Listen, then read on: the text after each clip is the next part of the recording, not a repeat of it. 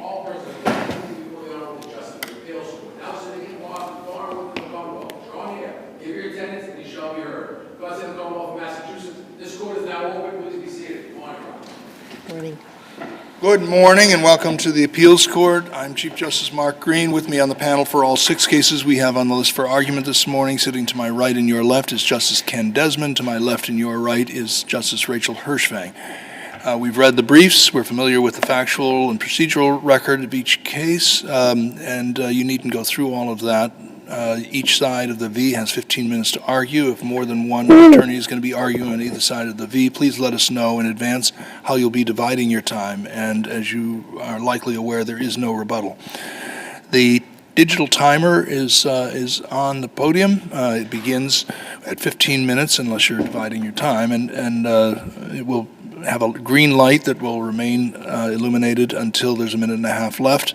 At that point, the light turns yellow, and that would be a good time to begin wrapping up. When you reach the end of your time, the light will turn unmistakably red, and that's your signal to stop, unless we have further questions for you.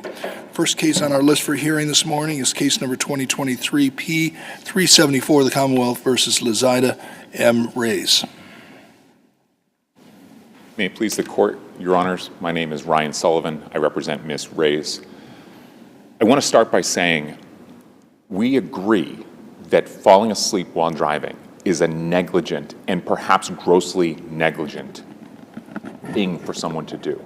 It is not conduct that was proven at trial to be that created a high degree of likelihood of a substantial risk of physical harm, such that it would be permanent disfigurement, death, loss of limbs, negligent, potentially even likely to cause injury, but not such. There was no evidence introduced that Ms. REYES stopped at a stop sign, or a light rather, was committing conduct that her children fastened in their car seats behind her would likely result in that harm. How long did it take to wake her up?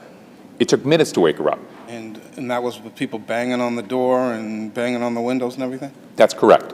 And if the government were able to show, so just one more question before you respond. And her foot was on the brake pedal at that time? correct. Car running? Yes. Okay, go ahead. So the evidence clearly is that she fell asleep unmistakably, passed out. The issue is not whether she was asleep, but rather whether she committed conduct in getting into the car that she would have known created that substantial risk. Okay, so now you're talking about the issue I thought you were going to be challenging, which is the intent side of things, that what she would have known before she got behind the wheel. But I want to circle back for a moment, because if I understood your introduction correctly, you also seem to be challenging the proof that falling asleep at the wheel could result in substantial injury. It's both. So the issue is what happened before that.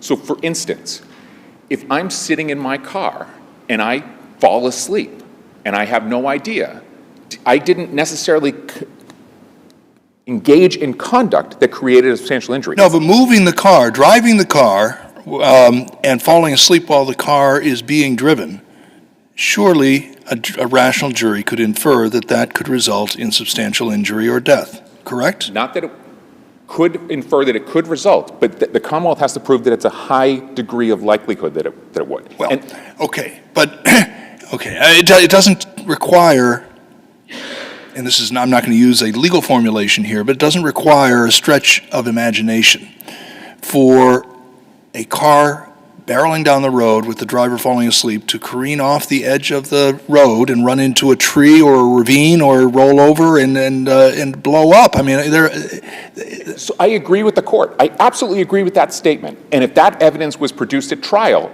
I would have just filed a motion for new trial. It would have been agreed upon, and we would have tried it. That wasn't the evidence that was at trial. The evidence at trial is that she was at a stoplight, and while waiting for the light, she fell asleep. but how did she get to the stoplight? Apparently, very safe. She got there safely. The evidence at trial was that she was within the lane, that She got lucky that she fell asleep while the car was stopped. But if she had fallen asleep while the car was moving, that could have been catastrophic. I agree. And so if the government had produced that evidence at trial, that she fell asleep while driving, different story. That's not what they produced. She was in the travel lane at a stoplight. And last night when I was watching TV sitting on my couch, I fell asleep. It's not that I was engaging in reckless conduct when I went to my couch. That's the issue here, is the evidence at trial was that she fell asleep while stopped, not that she fell asleep while driving. If she fell asleep while driving, or if she knew that she had the risk of falling asleep while driving, that's a wholly different point. I mean, that's the point, isn't it? I'm surprised to hear you arguing about, I mean, I'm not, because they're asking you, but about the danger of her falling asleep while driving, because what we need to look at, I think, is the moment she got in the car and chose to drive, right? And then potentially moments after that, if she felt herself to be drowsy, but there's no evidence of anything along those lines, right? I couldn't agree with the court more. And Yes. so on that ground, she admitted to the police officers on the scene, or maybe at the hospital, but in any event, admitted that she had taken Advil and that Advil makes her drowsy, correct? She did. And this is an example of why Ms. Cohen is a worthy adversary, because that is different than the argument that was elicited at trial. Essentially, that her argument that it was Advil. Right, no, I read the trial, the closing, which basically said, forget about the Advil, it's all about the alcohol. But here we are, right? She's found not guilty on the OUI, and obviously that throws the Commonwealth quite a curveball in terms of what they expected to prove in their case. But these things happen with trials. So she has admitted that she has taken a substance that affects her alertness. It happens to be Advil. We all may have personal views about, how realistic that is, but I don't think those really matter, right? What matters is she said, maybe she's the eggshell plaintiff when it comes to Advil, but it makes her drowsy, and she knows that. So she's taken Advil, which makes her drowsy. I think there is no question on this record that she ingested alcohol. She was not guilty of operating under the influence, so she has presumably willingly ingested alcohol, which is known to be a depressant and to cause sleepiness. She has ingested Advil, which she knows causes her to be drowsy, and she got behind the wheel. Why isn't that enough? It's because it's not that the Commonwealth didn't have to prove that, or had to prove more than she knew that she was drowsy. I was drowsy on my way into court today until my coffee kicked in. But when I dropped my I think you're making too many admissions today. I mean, about yourself. You have a right to remain silent. Anything you state can be held against you. As a practicing criminal defense attorney, I should know better, and I should have an attorney here to tell me that.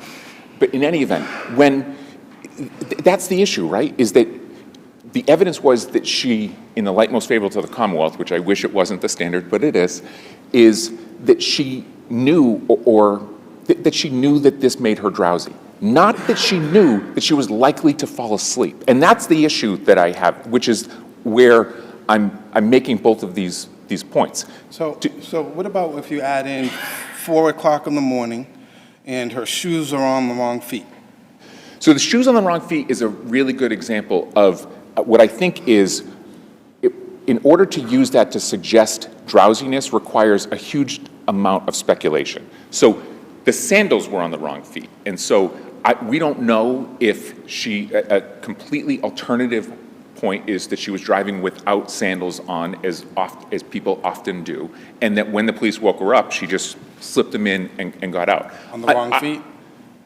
Well, because if they're just thong sandals, that's not unreasonable. But a great point that the court could make to that argument is, well, isn't this in the light most favorable to the Commonwealth? So I didn't address much of this in my brief because I agree that could be an inference that the fact finder could make. But that inference has to be not only that she put on the sandals because she was drowsy, but that she put on the sandals before she got into the car, and that she put them on the wrong feet because she was drowsy. And it's just inference upon inference that is a fact that would change the calculus here. It's consistent with some level of cognitive impairment, whether due to drowsiness or something else. And I suspect at the trial, it was offered for evidence of impairment by reason of alcohol. But with that out of the case, if we're looking at sufficiency on what her state of mind was before she got into the car and started driving, and put together with the time of day, it suggests the likelihood that a person should have known that they were at risk of nodding off. And that goes to the Wolanski standard, which fortunately for me is not the standard here. It's not that a person would have known. She had to know, because But she is the person who is the source of the information that she is drowsy when she takes Advil. And if she then said, and I really shouldn't have driven because not only am I drowsy, but I fall asleep uncontrollably. But We don't need everything to be proven by her words. The jury can take circumstantial evidence, including the evidence of what took place, and draw inferences. And this is why I think it's so important to get on when it's, so for instance, in Hardy, that just a improperly restrained child in the car seat didn't rise to the level of recklessness. But when you look at the other cases, which I knew right before I started talking, they are ones where you show when that bad driving that takes place, the high-speed chase, the visibly drunk driver who's hitting a car and keeps continuing, both cases cited in my brief, the reason that that's important is, to my point earlier to Your Honor, is we need evidence of that bad driving, not evidence that she might fall asleep. The Commonwealth's own statistics about drowsy driving being 1.6% of the cases that result in fatalities as a result of the National Highway Traffic Safety, it's enough to show that it is a possibility of death or serious injury that driving while drowsy, but not that high degree of likelihood that Hendricks talks about that is necessary for a conviction on this. If the standard here was a reasonable person that is grossly negligent, I lose, period. It's that it has to be that she knew of the risk and that it is more than grossly negligence. As Hendricks, substantially more than negligence. And that's why I started here saying, I'm not saying for a second that she should be applauded or that she wasn't grossly negligent. It's just that she wasn't reckless as required under the statute. The legislature in their wisdom made it difficult for the Commonwealth to prove these. In your description just now, you move back and forth, and it's okay if you are making both arguments, but I just want to be clear. It sounds as though you are challenging both the degree of intent or knowledge that she had, that she was at risk of falling asleep when she got behind the wheel, and also the risk of severe injury for a car driven by a person who falls asleep while they are driving. For a person, so essentially the answer is yes. I make a distinction that I understand from Your Honor's questions, Your Honor may not agree with me on, as to knowing that she's getting in the car and knowing that drowsiness while... I'm not inclined, just to be clear, I'm not inclined to agree with you on either point, but I view them as distinct points. And I want to deal with each of them separately because I think the considerations that bear on them are different. So I was prepared to come in to argue substantially more about her knowledge. That's what I thought. And then I read Ms. Cohen's brief, and I said she made a really good point as to the Advil. That, frankly, because I don't think it was, in the light most favorable to the defense, that argument doesn't fly. That's why I don't like my standard here, and thank goodness that she didn't get the so in fact you are principally, you are still making that argument, but acknowledging, I think, very candidly and admirably that that's not a particularly strong argument. But you're also then pivoting to a different argument, which is that that driving a car, falling asleep while driving a car, doesn't necessarily pose a risk of significant injury. A high degree of likelihood of significant injury. And now perhaps if she had been given a colloquy as to a jury waiver, I would try to parse out Ms. Cohen's argument. Let me just, I talked earlier about, the scenario of driving off the road into a tree, into a ravine, having the car roll over, all of those other potentially catastrophic possibilities. But she was stopped at a stoplight. Imagine that she's approaching that same stoplight and there is a car already stopped at the stoplight, but she's asleep. She doesn't see the car. And she barrels into that car at, say, 30 miles an hour. That's not going to be very good either. Agreed. And I think if the evidence at trial was the police responded to even a low-impact crash, different case. The problem that I have with this is that she's sitting there, stopped. We stop all the things. I know, but it's one thing if she had been in the car and it was parked. And we see these cases on the operating under all the time where the question was, did they go anywhere? If the car's not running and it's parked, they may have just gotten into the car and passed out. That's not this case. She didn't just miraculously appear at that stoplight. She had to get there by operating the car.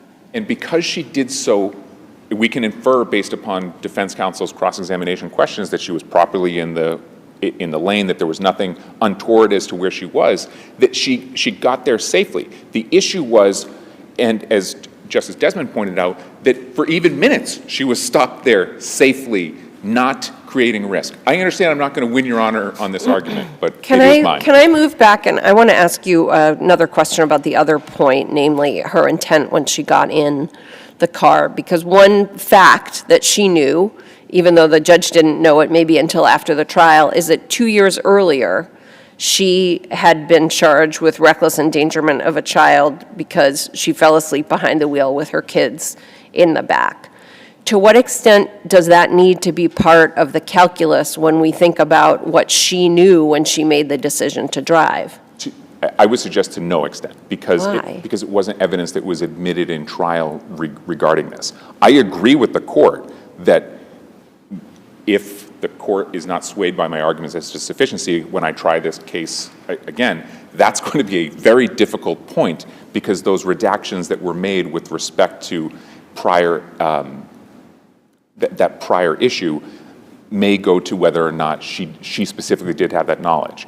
But her factually having that knowledge, and that knowledge being presented to the fact finder, there just was no evidence that it was presented to the fact finder. Was she actually at the light? I believe the evidence was that she was at the light. A little bit back from the light, from the intersection. I thought it was that she was back from the light because I believe that the officer, Officer Liriano, testified that she went 5 to 10 feet forward, and that was when she went in. So I guess the court is right. So about 5 feet back from where the line would be. She traveled about 5 to 10 feet, and that was when she started getting into the intersection of Water Street. And finally, the police didn't just happen to come upon her. They got a call for a car. That's correct. I see that your time is up. We've actually gone a little over. Thank you very much. Thank you. Commonwealth.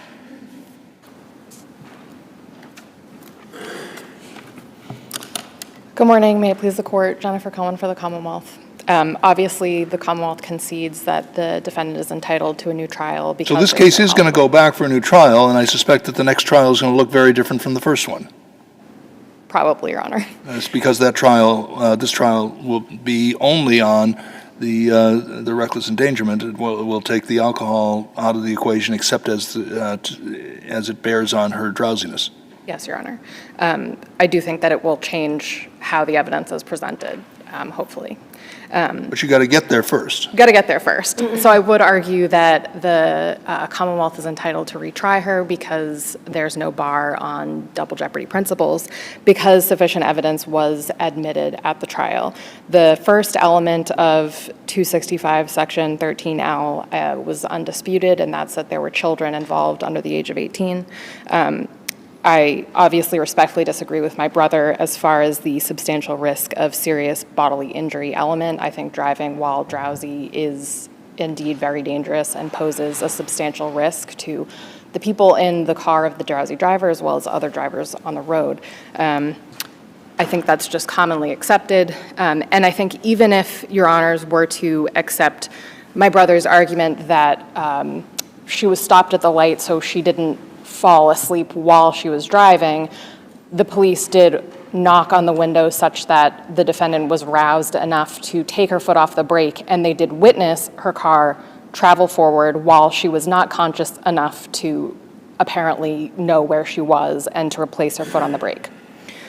I I would also argue that there was sufficient evidence that the defendant wantonly or recklessly engaged in the conduct of driving while extremely drowsy and created that risk. I think, of course, the Commonwealth does have to prove this by the subjective standard, but I think where the defendant made so many admissions to EMTs and to medical personnel that she became drowsy because she took over-the-counter medications, they made her sleepy, she became tired that night because she took them, and she fell asleep because she took them. There was also the circumstantial evidence that would have allowed the fact finder to find that she consumed some alcohol that evening. She did have her sandals on the wrong feet when she got out of the car, and I would argue, in the light most favorable to the Commonwealth, there was no evidence that she put the sandals on her feet before she got out of the car. And I think Does that matter, though? I mean, I guess it could matter in the sense that if she's scrambling to get them on her feet, she's more likely to mess it up.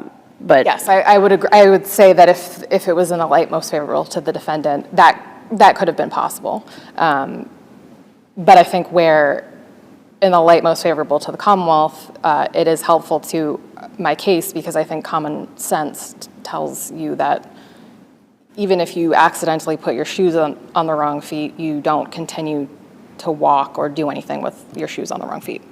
And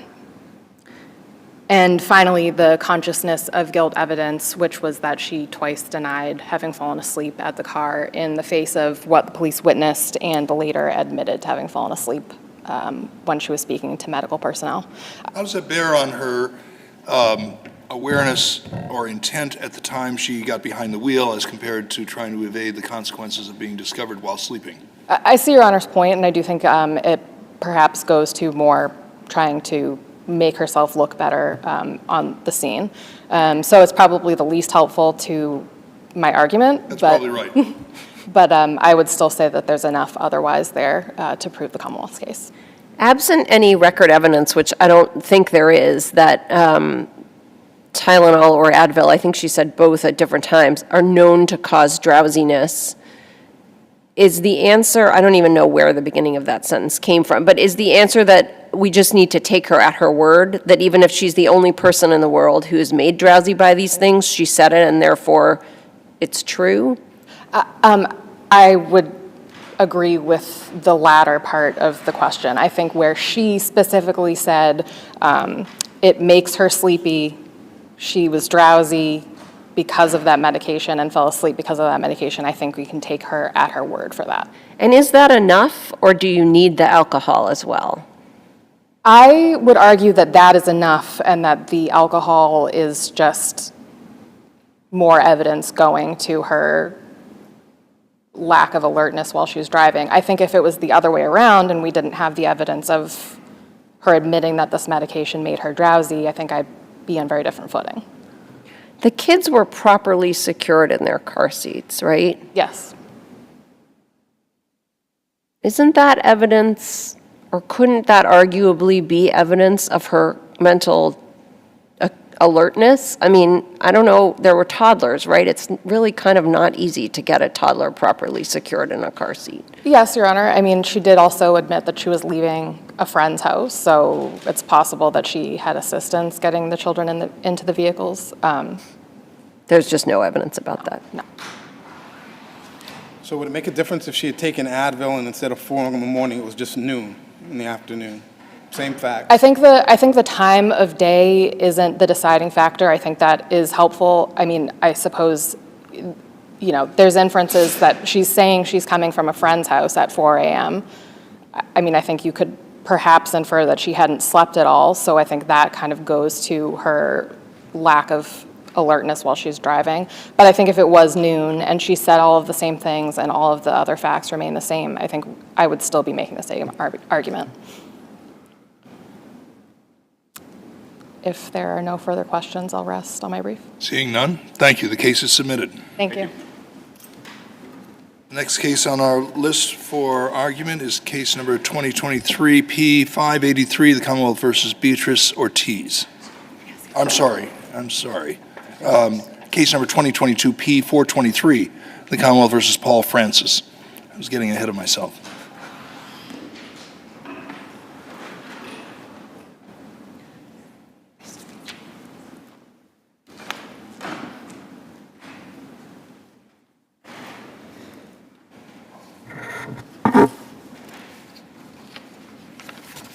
You may begin. Good morning, and may it please the court. My name's Ruth O'Mara Costello. I represent Mr. Paul Francis. I want to start talking about the sufficiency of the evidence on the charge of unlicensed possession of a firearm, which is, despite this having been a fairly complex trial, the only charge that's currently before this court, because Mr. Francis was acquitted of the murder charge. And so although this charge is not the charge that everyone was really focused on at trial, it's now the charge that I'm focused on the sufficiency of the evidence. This is another of the cases that we're hearing this morning that if it goes back for a new trial would look quite different on the new trial. It will be quite different than the new trial, and in fact, it's hard to picture because I think, you know, the evidence at the original trial was very focused on the question of joint venture prior to the shooting, But joint venture bears on the possession charge, right? It does bear on the possession charge. I would say that as to the possession charge, there are really three different time periods, and one is before the shooting, one is, you know, after the shooting when the shooter is back in the car, and then one is after the car is abandoned with the firearm in it. And in the first of those time periods before the shooting, I think the jury got it right. I think there's absolutely no evidence that Mr. Francis was aware that his companion was armed prior to the shooting. And absent that awareness, I think that's an easy question on the firearm possession. I think that that's what underlies the jury's decision here, is that there just was not evidence that there was a joint intent to commit a murder, much less to commit one with a firearm, or even knowledge that the co-defendant was armed. Then in the second period, the shooter gets into Mr. Francis's girlfriend's rental car. Driven by the defendant. I think that... Inferably. Perhaps inferably. No one actually sees who's driving this car at any point before or after the shooting, and so in theory, three people get out of the car, really either of the people who's not the shooter could have been driving. There's a witness who sees the shooter getting back into the car, and that... The rational jury could infer that as among the other two people, not the shooter, the one more likely to be driving is the one whose fingerprints are on the driver's side and whose girlfriend rented the car. I would push Not irrational, right? Not irrational, but I would push back a little bit on the significance of the fingerprints, given that we know that Mr. Francis did drive the car on other occasions. I understand. I understand. I'm actually, if I project myself into the jury pool, I probably would place more weight on the relationship to the girlfriend, but the fingerprints are there. I understand Your Honor's point. I will say, you know, Let's just, for purposes of this conversation, accept the factual premise that your guy was driving. Absolutely, Your Honor. So if Mr. Francis is driving, then the shooter gets in the back seat. That puts Mr. Skinner in the front passenger seat because the three of them all get out of the car together later on. At that point, the witness who sees the shooter get back into the car sees that he's holding a weapon. I wouldn't contest that at that point, the other people in the car presumably know that there's a weapon. That's not enough to say that Mr. Francis possesses the weapon. Whether he's the driver or not the driver, I think Commonwealth v. Romero makes it clear that, you know, the fact that you're driving the car doesn't mean, first of all, that you necessarily have the ability to control a weapon that someone else brings into the car. And here I would say, there is no inference that he has the ability to control a weapon that's currently in the possession of someone else who's just shot someone. He pleads guilty to accessory after. He does plead guilty to accessory after. And the shooter, I mean, I don't want to conflate different concepts, but that makes him a joint venturer, at least to that part of the episode, right?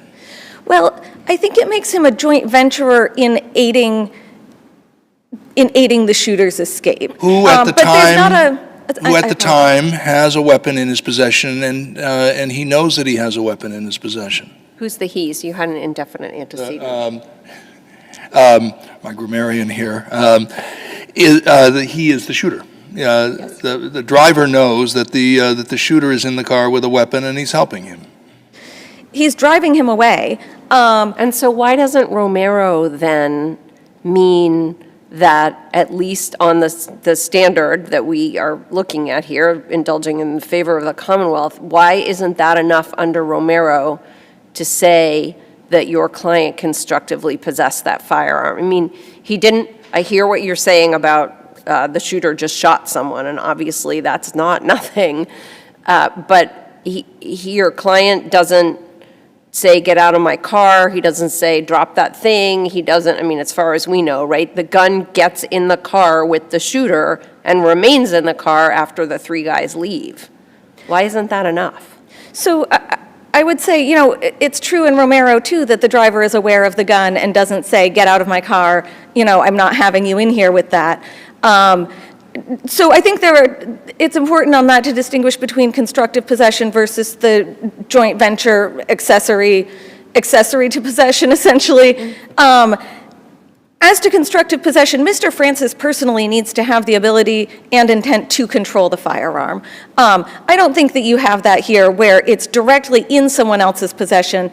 I can't think of a case where there's a weapon that someone else is actually has, as opposed to that's, in somebody else's space, that someone is found to constructively control. As to joint venture, I think that the question is, to the extent that there's joint activity between these people, what's the object of the joint activity? And Mr. Francis, again, for purposes of this conversation, drives everyone away from the scene. Then at the point what I'm thinking of is sort of the third period, they all get out of the car, they leave the firearm, somebody leaves the firearm in the car. At that point, first of all, I don't think that there's evidence that Mr. Francis knows where the weapon is at the point that they all get out of the car. But also they abandon the car. I mean, there's no inference that Mr. Francis has the intent to go back to this car. They fling the keys away. The accessory after charge, what was the predicate crime on the accessory theory? Was it both? I believe that it was murder, Your Honor, but It wasn't all charged offenses, it was only the murder? I believe that it was only the murder, Your Honor, but that's something that I can certainly look back to the plea colloquy about. I can look at that. So, I have a couple questions. One is, Carl's driving the block a couple of times before the actual event, the shooting occurs, right? So maybe the jury didn't put a lot of weight on the fact that the car was going around a couple of times, arguably casing, looking for the target. But then the shooter actually yells, wait, the car has to stop. He doesn't just get in the car. He actually waits for him to get into the car before they take him away. At that point, it's clear, right, that he has the gun. And so the joint venture itself, I guess I'm wondering what value or what value do you put on any of that? Well, the jury apparently put quite little on it in that they I mean, as Your Honor said, clearly didn't buy that the driver, if it was Mr. Francis, was casing the scene with the intent that a murder be committed. At the point that he's running back to the car with the weapon, I would agree that certainly there's knowledge there that there is a weapon. Interestingly, the witness who, again, there's just one witness who sees this actually happen, her testimony is not incredibly clear. She has to be refreshed by the Commonwealth repeatedly because she keeps, she says she saw 3 people running and they have to bring her back to her grand jury testimony. In the end, what she says is she saw 2 people in the car, 1 person running. The car is stopped basically at a stop sign at the point that she sees it, and she hears the shooter yelling, wait for me, and she thinks that the car is going to drive away and leave him. And then it doesn't. I'm not sure that you can infer a joint venture at that moment as opposed to somebody's running up with a gun saying, wait for me, maybe you wait. And maybe you're not waiting just because you intend to be a joint venturer. certainly, I don't think that there's, again, a shared motive to aid in possessing the firearm versus to aid him in escaping from the scene. Was there any emphasis placed on gang affiliation? There was evidence at trial that Mr. Richardson was a member of a gang which was feuding with a gang that Mr. Davis, the victim, was a member of. As to Francis? There was not, that evidence was not introduced as to Mr. Francis, and in fact, there's motions practice about excluding it, and I think possibly even a motion to separate the cases based on that evidence, and there was a clear instruction to the jury that that evidence was not admitted. I'd like, if we Mr. could, Francis. spend a little bit of time talking about the video, because if we disagree with you on sufficiency, and this does go back, the Commonwealth has conceded that under Guardado, this has to go back, and I know you understand that though you make an argument that Guardado 2 was wrongly decided, we don't do that on this floor in this building. Yeah. So if this goes back for a new trial, can you help me understand how that compilation video might play any role in the new trial? Do we need to explore that? Honestly, I I'll have do that find it question very hard. for the Commonwealth as well, but I'm just trying to understand the relationship of the information or the depictions in that compilation. Because if it's not going to come up, then we don't really need to spend much time worrying about it. I mean, I agree that it would be a question that the Commonwealth probably can better answer than I can. Thinking about it in theory, I think that much of the point of the video was to suggest a joint venture between these people, and specifically participation of the driver in a joint venture, because it's mostly video of the vehicle. And it's annotated to say, this is the car, it's paused to show Right. No, where I the get it, car I is. get And it. so to that, like, it's fairly critical to the theory that the car drives twice past Mr. Davis. And so it's a really, I think the point of it is primarily to illustrate the Commonwealth's theory about where is the car at different points and what's the path that it takes. I could imagine that the Commonwealth would want to put that back in at a retrial, although, again, it will have to be a very different trial, and it's hard for me to know that for sure. Right. All right. I wanted to take you back. I asked a question before about Romero, and I didn't mean Romero. I meant Jefferson. So the case where the guy goes whipping off down Melville Avenue and his passenger tosses a gun out the window. That is a constructive possession case, and I guess it would be helpful to me to know your view on why that doesn't control here. So I think that the difference is that in Jefferson, the whole point of what the driver was doing was to get rid of the firearm. And I don't think that you have similar facts here, in the sense that there's other stuff going on. And in fact, in driving the shooter away, it doesn't seem like anyone's primary objective is to conceal the firearm. And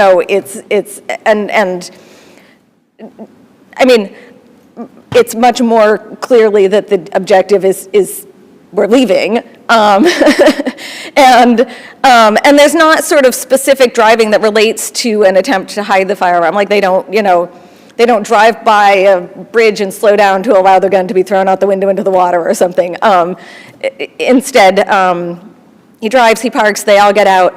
At the point that they get out, I do want to say, I think it's not clear that my client knows where the gun is at that point. They all get out quickly, they all leave. Bizarrely, the gun is left where people are able to see it, which frankly, I think one inference you could draw from that is that someone has tossed it back there in a moment. Frankly, if Mr. Francis, we're agreeing for purposes of this conversation, he's the person with the keys to this car, could certainly, if he were trying to hide that weapon in his own vehicle and maintain possession of it in some way, found a better place to put it. And instead, it gets left, That would be an argument, but it wouldn't conform to Lattimore. Well, I think where two things are equally possible or equally likely, or two inferences are equally well supported by the evidence, under Lattimore, the Commonwealth hasn't made its case, and specifically as to that point, I think that's the case. I don't think that we have any knowledge of how the gun got to the point that it ended up in the car or who put it there. And I don't think we can infer that Mr. Francis knew that that's where it was located when they left. Is he abandoning the car because of the murder, or is he abandoning the car because of the gun, or is he abandoning the car because of both?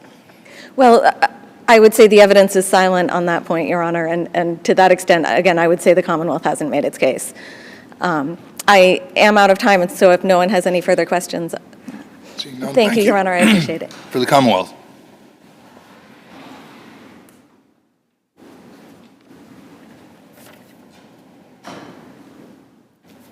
Thank you. Good morning, Chief Justice Green, and may it please the Court, Andrew Doherty for the Commonwealth.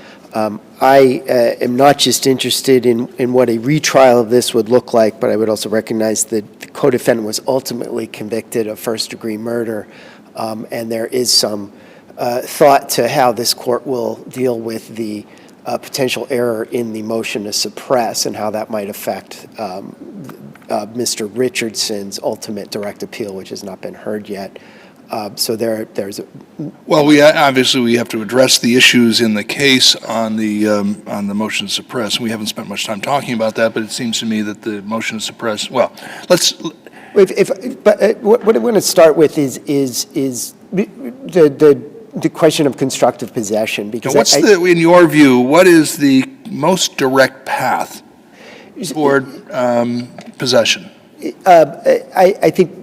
The fact that the defendant who was driving the car also locked the car and threw away the key shows, and the fact that the gun was not concealed in any way but clearly visible from the driver's seat to the footrest in the front passenger seat, that shows that he was exercising and demonstrating his intent to control this firearm. And so constructive possession is the best way. I want to push back a little bit on locking the car because, I mean, they're in Boston. Throwing away the key, though, right? It's not simply locking How is that the car. evidence of possession and not evidence of a desire not to be in possession? Well, then it's concealment, right? And it is that is in its own way showing an intent to control what happens with this weapon. It is now no longer available not just to the defendant or the shooter, but to anybody who wants to access the car. And there's going to be a distancing between the defendant and the access to that car. So, do you have a case that says that making an item unavailable to yourself and others is evidence of a desire to exercise dominion and control over it?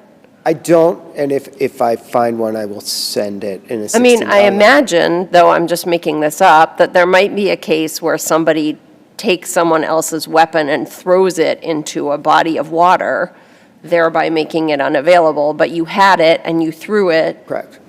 But it's not the disposal of the weapon in that scenario. It's the possession prior to the disposal. Right. There's no evidence that this defendant ever had direct physical control over the weapon. Correct, except for the fact that he locked the car. And I agree there's other ways to interpret that, but a rational juror can infer and find that was the method by which he controlled the access to this firearm that he otherwise had access to. So in that respect, I think it is similar to Jefferson. He operated the car and did it in a way. It's different, though, where he locked the car and threw away the key as compared to locking the car with a demonstrated expectation of coming back. I think it is, in some respects, it is a more effective way. It is another means of distancing yourself from this weapon. Distancing, but not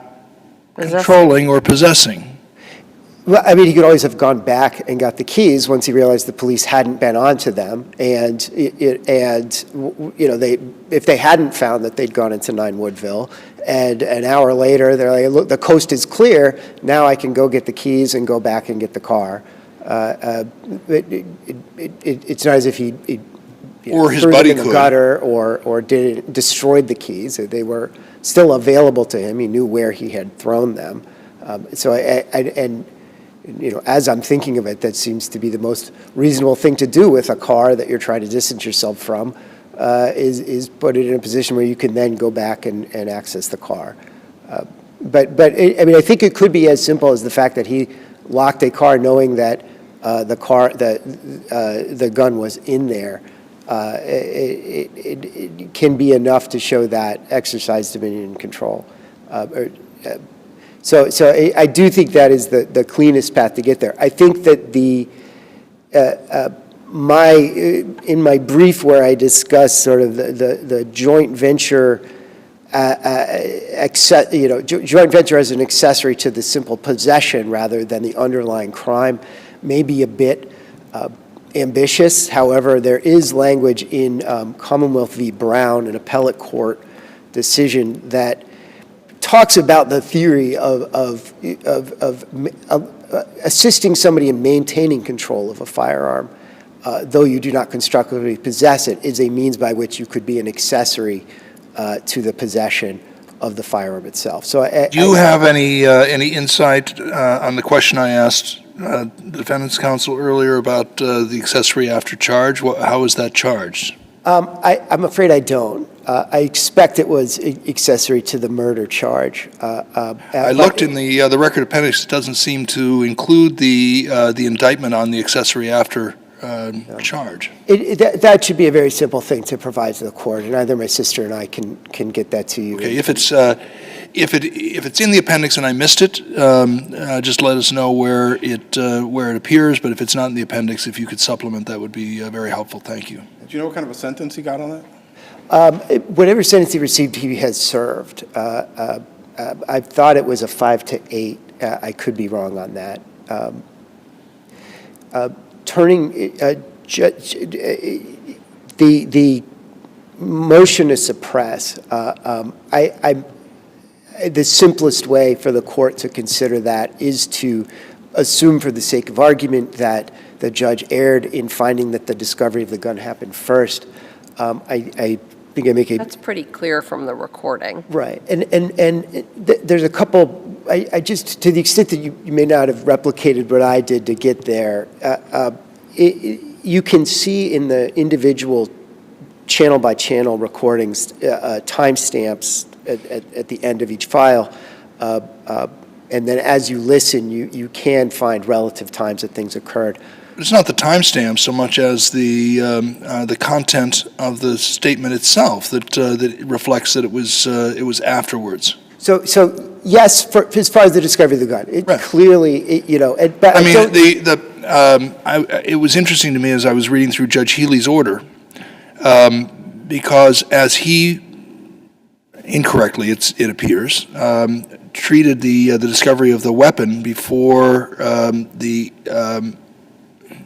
exit order. Nothing new added to the equation before he also concluded there was probable cause, and yet he treated the exit order as resting on reasonable suspicion. For our purposes, we take the weapon out of the discovery of the gun out of things, and then reevaluate whether without the discovery of the gun there was reasonable suspicion. Right? Correct. Correct. And to determine whether or not there was reasonable suspicion. Certainly when there is the discovery of the gun plus the identification of these 3 men as the same 3 men who had left the GMC and entered Woodville, then you have probable cause. Right. But the exit order standing alone is without the contribution of the weapon. Unless you do a very complicated and speculative privet analysis and find that 22 seconds before this radio broadcast, I found the gun, he had observed the gun, and that somehow privet applies. I don't encourage the court to do that. So for our purposes, we will evaluate the question of reasonable suspicion as the judge did, but without the weight that the weapon, the discovery of the weapon, that's correct. Contributes. Does the red sweatshirt matter? I'm sorry? The red sweatshirt? That's the most important piece, right? Because that's what shows that now there are 2 gentlemen who could have matched the descriptions of 2 of the people involved in the shooting, right? So you have Skinner with the beard and the black North Face jacket. Now you have an explanation for why the man with the braids was disheveled and inappropriately dressed for winter, who happens to wear a red sweatshirt, which is a description for the second gentleman of the three suspects that were described at the scene. So the red jacket is absolutely crucial. It's what the officer describes as the difference between him having a hunch about these gentlemen, I mean, you see it in the transcript, having a hunch to having a more appropriate level of suspicion here. Red sweatshirt give you probable cause? I think it gets close, but it's really the red sweatshirt coupled with the confirmation that these gentlemen were the same people who the workers had observed leaving the car. And so, you get awfully close. I don't think you need probable cause here where it is a daylight shooting, clear murder. There's one other point I'd wanted to make. In my sister's reply brief, she appropriately points out the judge says 10 minutes elapses between sort of the shooting and these men entering 9 Woodville, using the same sort of the timestamps that you see in the Channel 3 files. You could find it's a much shorter period of time than 10 minutes. I think you will see a radio call in the file labeled, the last numbers in Channel 3 are 184339, and 2 minutes into that is when you see somebody calling in the description of the GMC car, which means at this point they've observed the men enter 9 Woodville, they've talked to the workers who've said those guys came from the car, they've now called in that car description. That occurs approximately 6 minutes after there's a radio call at 1838:56 for a call of a person shot. So I appreciate my sister's argument that, hey, in 10 minutes, this car could have, why would they, this car couldn't have gone anywhere. I'm not sure the case law supports that position, but I think there's some error in the judge deciding it was a 10-minute long delay, rather. It's probably closer to 6 minutes there. I want to ask you a couple questions about the video compilation, which we didn't talk about at all with Attorney O'Mara Costello. I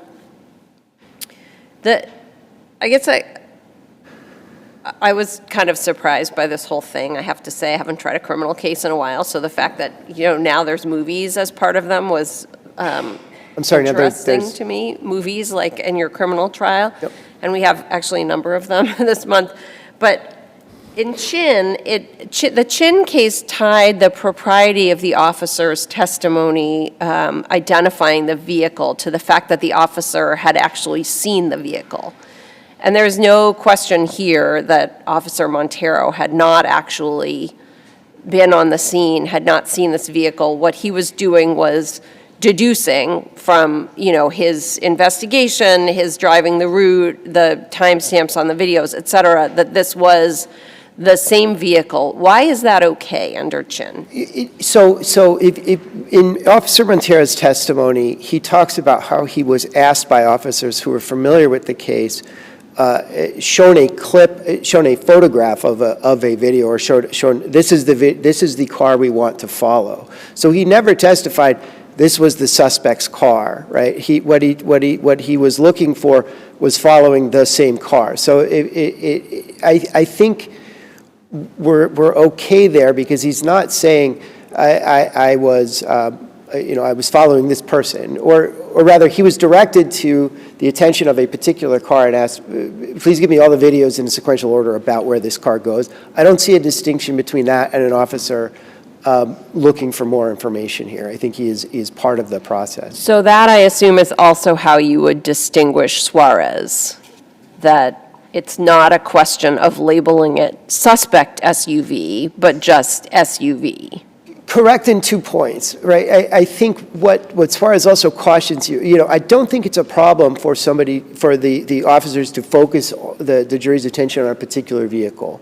The problem is when you start advocating as you are annotating, right? As you start using this thing as a means of saying the bad guy's car, right? You would never do that, right? You need to be as The difference here, I mean, it's one thing to use that as a chalk and to walk the witness through a stop action with the video in the courtroom in front of the jury, and then question what does this show, and then you can then it is clearly opinion. Descriptive, interpretive testimony from someone who can do it, and that's subject to cross-examination, subject to challenge, etc.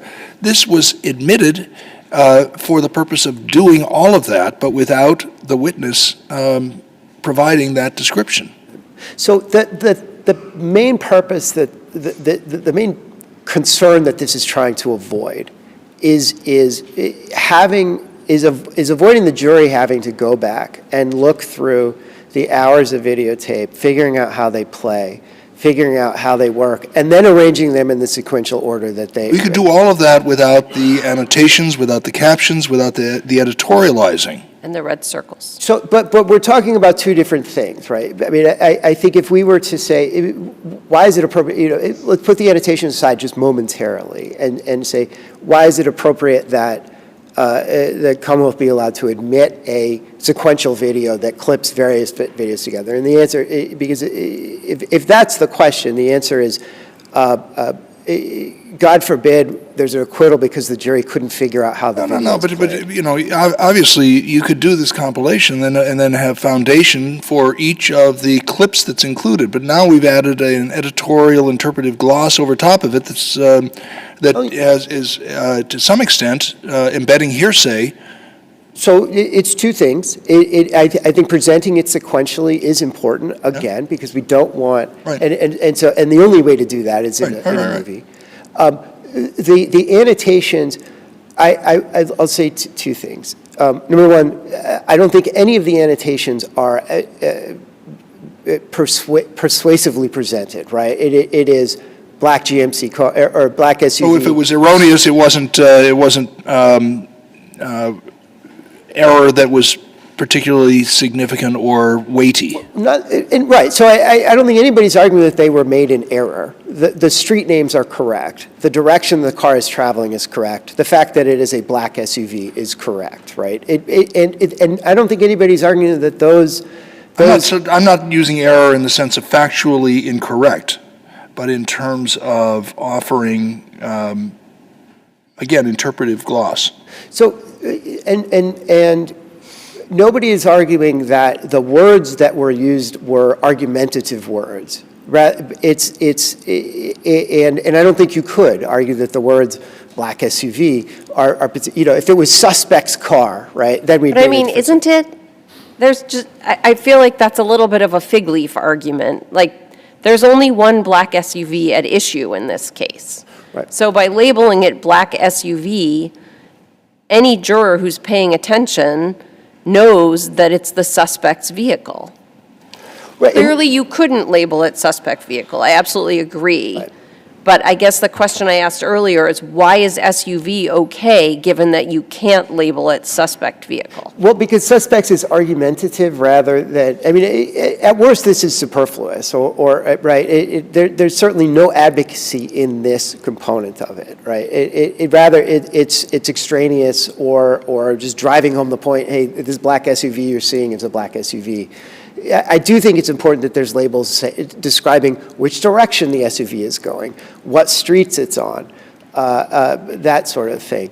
And so when you compare this to cases where even in the most prejudicial of these cases, you don't see this kind of labeling going on. We're well over time, but I do want to pose to you the same question I asked the defendant's counsel.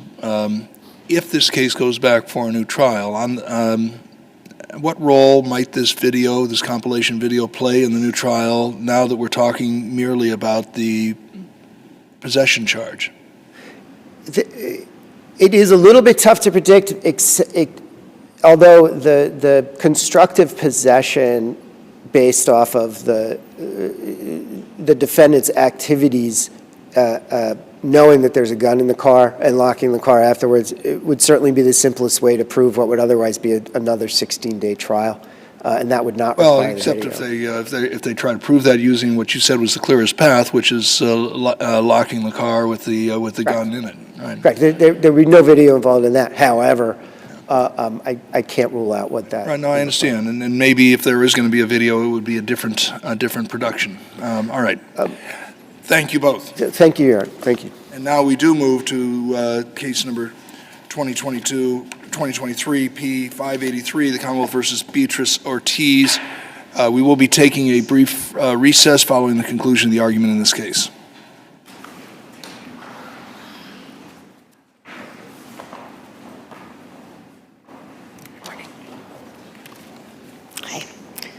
Good morning. May it please the Court, Jennifer Cox appearing on behalf of Beatrice Ortiz on her appeal from a conviction of voluntary manslaughter. And Ms. Ortiz raises two issues on appeal, challenging the trial court's denial of her motion to strike a witness's testimony on grounds that the witness was not competent to testify, and second, as to the sufficiency of the evidence that she did not act in proper self-defense. So for the first issue, Ms. Ortiz argues that the finding that Mr. Bullock was competent to testify was clearly erroneous and that the denial of her motion to strike his testimony was an error. And as the Court is aware, the test for competency is a pretty low bar. It requires only two things. The second factor, which is not at issue here, is that the witness understands the difference between truth and falsehood and the obligation to tell the truth. And then the first factor, which is at issue, is that the witness has the general ability to observe, remember, and give expression to that which he has seen, heard, and experienced. And here we're suggesting that this case is the outlier. It's the rare instance where his testimony demonstrated that his mental and physical issues were so significant as to render him unable to clear even this low bar. And our standard of review is for abuse of discretion, is that correct? Yes, yeah. Mm-hmm. Yes, so I would have to show that it was a clearly erroneous decision. Not clearly erroneous, abuse of discretion. I'm sorry? Not clearly erroneous, abuse of discretion. Those are two different things. I believe the case, well, then I retract, I guess. I guess the case law says clearly erroneous, so I guess I'm changing my answer. I believe the case said that. So for his ability to recall the details of the incident and his ability to describe the details was, his inabilities were apparent throughout his testimony, which both parties and the court acknowledged they had several sidebars to discuss how the testimony was going, and they all described it as often incoherent, inaudible, non-responsive, and conflicting. And as the court specifically found this is not due to feigned memory loss, this was due to his numerous physical and mental health issues in combination with the ordinary stress of testifying at trial. So one thing that's particularly germane is that the witness was unable to identify himself on the video, even though he acknowledged there was a very clear video which we submitted to this court, which showed him on it intervening in the incident. Sorry, were you? No, would you agree that some of his testimony was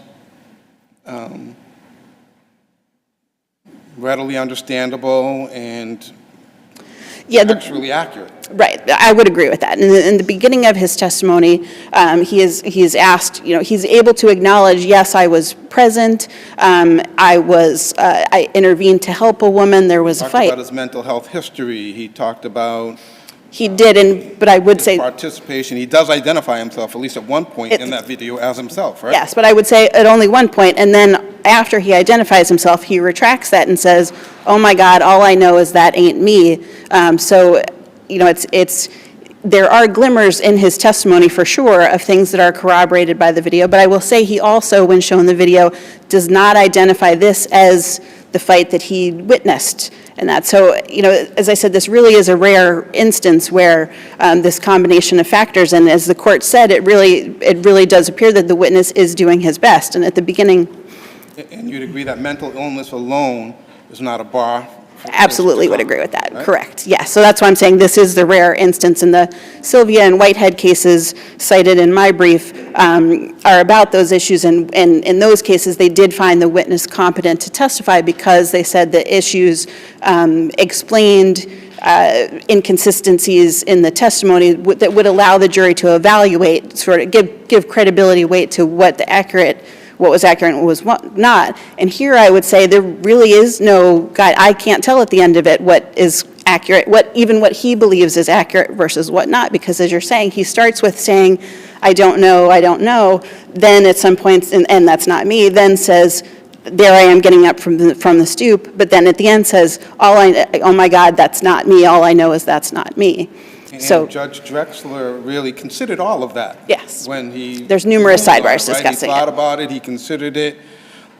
Isn't the general practice really to let the witness testify and let the jury determine what, if any, value that testimony has? Yes, that is, as I said, this is a low bar to entry, and that we do not disturb the trial court's decision unless it's clearly erroneous, which here I'm arguing that this is the outlier case, and I can't find any other cases like this, where it's not just that he had mental illness, it's not just that he had the physical illness that kept him from being able to speak loud and be understandable, physically understandable. It's the combination of those, and he just seems to cave under the stress of testifying, exacerbating those symptoms. So I do think this case is unusual. I've certainly not seen anything like this, where throughout his testimony, there's all the sidebar conversations about, could you hear what he said? What did you think he said on this issue? At one point, it's in my brief, at one point, the parties and the judge compare notes about, well, what did you think he said about the stabbing? And each of the three of them report that they thought he said different things, entirely different. And it was the judge himself that brings up the possibility of, I'm going to consider striking his testimony. I'm finding issues with his competence. I'm finding difficulty with understanding what he's saying. And that the jury, and acknowledging that it's entirely likely that the jury also is hearing different things, that everyone's not on the same page with what he said because of his physical difficulty. So this is different than the cases where, I think every case I've had in my practice, there's been one witness with inconsistent statements. We have mechanisms, that's easy to deal with. It's the jury can evaluate that and sort out what they think. But here, I think we're far removed from that, where it's impossible to sort out what the witness believes is accurate, because he, is unable to recall or unable to give expression to that. No questions from the jury about the witness, right? Questions from the jury? No, right. And no, there's no questions in their deliberations about that. Even if are you done? Okay.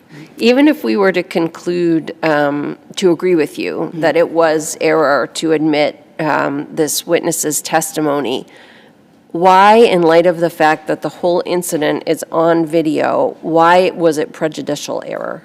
Right. So my sister is correct in her brief where she says the Commonwealth does not mention Bullock in their closing argument. However, they do in their opening statement, and they forecast he's going to say that Ms. Ortiz said, I'll stab him in that fight. So I think where the crux of the defense here is, did she act in proper self-defense?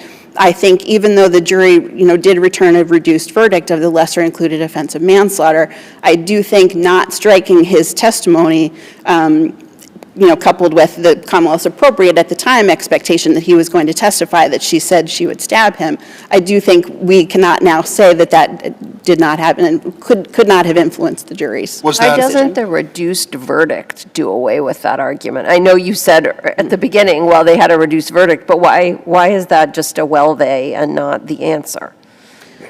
I'm sorry, I'm not sure I'm understanding your It was a question. bad question. Sorry. Given that the jury convicted of manslaughter and not of a higher intent Right. crime, why is it legally relevant that this statement was promised and not At all. delivered? Okay, gotcha. My answer to that is that we're all in agreement that the video here, and as you said in the prior case, it is unusual that I think all of my cases lately, I have a full, high-def video of the whole incident on it. So I think here, the video is the best evidence. The video, speaks for itself, but it doesn't have audio on it. So there is no evidence of her statements other than coming in through this witness. So where the defense, as I said, is self-defense, and, really the crux of it was excessive force and self-defense used, where we have a witness, arguably the not competent witness, saying during the fight before the stabbing, she said, I will stab you. But he didn't say that. He didn't offer that testimony. The Commonwealth promised it, but didn't deliver that. How does that help you and not and not hurt the Commonwealth? I believe at one point he does say that she said about the stabbing. And again, that's one of the things that the defense attorney says, I didn't hear anything about a stabbing, I didn't hear anything about a knife. The court said, I heard it was over drugs or money. The Commonwealth said that they did hear it, that there was a comment about a stabbing, and that is in the transcript. So, this, I think, is illustrative of my point that this is impossible to decipher, and I think this is a case where, again, ordinarily it's up to the jury to sort this out. I think here there's no barometer to even tell what the witness thinks is the accurate version of it, because, first he says, I don't know, I don't remember, they didn't say anything, I didn't hear anything. Oh, they said, and the Commonwealth twice tries to refresh his memory, once by playing the video and once with his grand jury testimony. I think that's what it is. When he's shown his grand jury testimony, he acknowledges that in the grand jury he said the stabbing comment, but then he says, I can't lie, I don't know. The statement, even that statement, to the extent it bears on the jury's deliberations for purposes of this appeal, it goes to the question of self-defense. And all of the factors bearing on self-defense are also, the statement itself doesn't really add much significance to the elements of self-defense. The video shows the entirety of the encounter. Yes. There is a rather lengthy verbal exchange and things get heated. The period when they move into physical altercation is very brief, and the point where she picks up the knife and stabs him is moments only. And all of the information relevant to the elements of self-defense, it seems to me, are very clearly depicted. The statement by Bullock recounting her statement to him, even if it were crystal clear, it doesn't add much to the equation of self-defense. Right, and my argument on this is not, super strong, but I do think the difference is where he says that she said that before the stabbing happened. Part of the Commonwealth's answer to my brief and their brief, they say, that the force, exceeded that which was necessary. So I think telling the jury that she said prior to the stabbing, I'm going to do this, I think that, we just don't know if that played a role in the jury's determination to convict of manslaughter rather than just to acquit her across the board on self-defense grounds. So, but, the point is well taken that, where they did find her on the lesser included offense, and it is based on self-defense. You have 3 minutes left. Let's talk about your claim on sufficiency for self-defense, because I had a little trouble understanding it from your brief. Okay. I do too. And with respect to that, do you agree or disagree that at the time she picked up the knife and actually stabbed him, she could have left the knife and left the area? I think based on the video, again, which is the best evidence, it shows she is engaged with him. When Mr. Bullock comes over, the victim pushes her to the ground. She's still holding on to some clothing. Do you agree she's the initial aggressor? I'm sorry? Prior to that, do you believe that she's the initial aggressor? I think the court is correct that she was the initial aggressor as to the altercation, but not the first to introduce deadly force. But I think, yes, What was the deadly force that he introduced? I know that he was pushing her head against the windowsill. Yes, he punched her in the head several times and hit her head against the wall. So I think, according to the case law cited in the brief about I think the important thing is that it's a head injury. It's not just that he was punching her. It's that he's, bouncing her head off a wall and continuing to direct his blows to her head, I think is if it was, punches in her shoulder or her chest, I think case law would not refer to that as deadly force. I understand, but it's, it's not bringing a gun to a knife fight, it's bringing a knife to a fist fight. Right, but I will say that, it's clear on the video, when the altercation happens, she doesn't reach for the knife. Even when he charges at her, and he throws the soda can at her head, then he charges at her. She takes her glasses off and puts them on the counter. She doesn't, whip the knife out of her pocket. It's the knife falls out at some point during the struggle. Then she's on the ground, and that's when she picks up the knife and stabs him. And I don't know that I answered your question, Chief. At the time that she picked up the knife, yes. It seems like he was preoccupied with Mr. Bullock. And why couldn't she just have left? Well, I think it's her duty before she uses deadly force. Right, but I think it's clear from the video that this is an ongoing the victim is not done with her at that point. He pushes her to the ground, and Bullock is engaged with him. When she stabs him, to say that she could have gotten up and walked away, we're speculating as to that, where the evidence shows, again, the video, that the second he is done, that he shakes off Bullock, or the Bullock stops engaging with him, he chases after Miss Ortiz again and starts, hitting her again, and that's when they go off screen. So the fight is not done, and the case law says this is what's reasonable under the circumstances, what the person would have reasonably believed at the moment. So I would say here that where he does continue to go after her, even after he has a knife in his chest, the altercation is not done, and the deadly force inflicted upon her is not done. So I see I'm seconds away from being out of time. Are there any other questions? Okay, then I would rely on my brief. Thank you.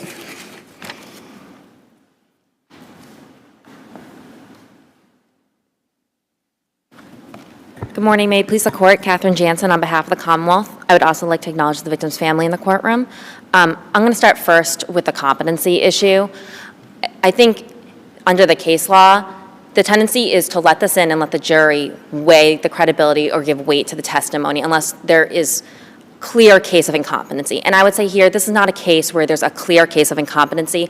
I think the fact that Mr. Bullock initially was able to answer biographical questions accurately about where he was living, an injury he had sustained prior to testifying, as well as recount, although not in excellent detail, but recount the main events of what he had observed and experienced that day before seeing the video, all go to his ability to observe, recall, and recount what he had experienced. And to the extent that it kind of went derailed, especially because he had clear mental health issues, which the jury was aware about. It all kind of went off the tracks, I think, when he got distracted when the defendant began crying loudly at counsel's table, and that clearly had an effect on him. And I think the jury's sitting there seeing this happen and play out, and then, as the Commonwealth is trying to refresh his memory and what he's saying about the video, and that he's not in there and then he is in there, those all were for the jury to weigh, and it was before them. So I don't think Judge Dressler abused his discretion. He clearly considered all these factors when determining not to strike the testimony. If the court has no further questions on that, I would just briefly address the sufficiency of the evidence. I think the video, the court has clearly seen it. I think it's very clear, at the very least, that the defendant had the opportunity to retreat when she was on the ground and the victim was fully engaged with Bullock. And the fact that she had the opportunity and didn't do so is even evinced by the fact that she calmly picked up money a foot away from the affray that was still going on. So she clearly didn't also have a subjective mental state of fear of death or imminent bodily injury.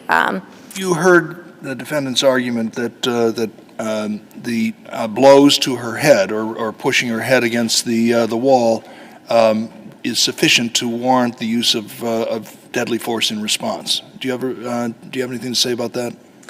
So, I thought about this a lot, about whether or not the pushing of the head into the building would be essentially ADW building, and I think in some circumstances that could cause death. However, I think at the point when she picked up the knife, the deadly force had abated, and so there was the allowance. So that goes to the available avenues of retreat more than the deadly force. Well, I also think it goes to excessive force as well, because at that point, deadly force was not in action. The necessity to be able to use self-defense, whether deadly force or non-deadly. There was a break in the action between the use of deadly force and her responsive action. Right, and there was a break in the action, and it's clear from the video.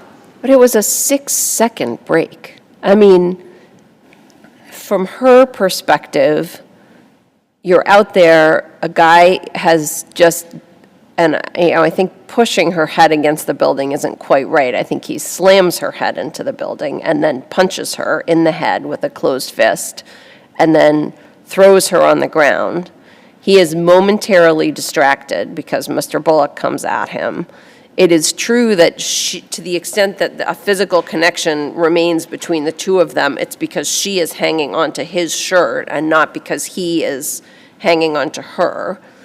But presumably, again, from her perspective, this guy has just slammed her head into the wall and punched at her, and she has no reason to believe that he's going to just let her walk away. I take your point that later on she just calmly picks up her money and walks away, but later on she's just stabbed him.